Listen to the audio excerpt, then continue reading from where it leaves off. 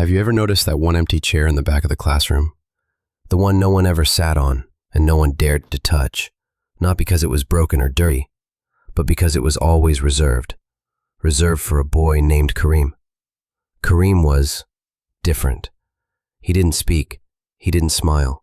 His eyes were always fixed on the ground. He came to school every day wearing the same faded clothes that didn't quite fit and had holes in them. His school bag?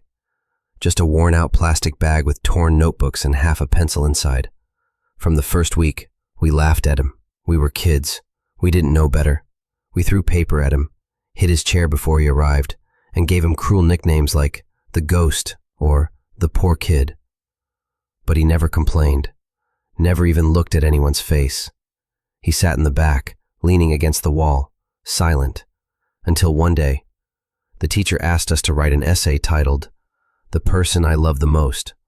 We were excited. Everyone wrote about their mom, dad, best friend, or sibling, except Kareem. He just sat there, silent. The teacher walked up to him and asked, "Why aren't you writing, Kareem?"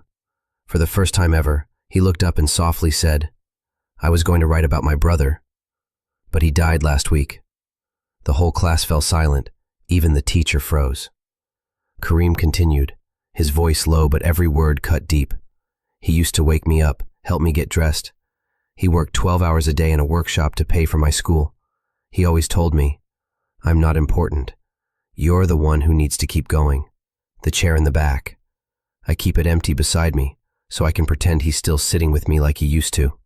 He wiped away a tear and said, "I don't talk much, but he made me promise I'd be better, because he worked too hard for me." That day, we all felt ashamed. The boy we used to mock was carrying the weight of the world in silence.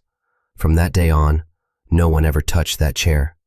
We started calling it the Big Brother's chair, and Kareem, he became one of the top students, focused, driven, and confident.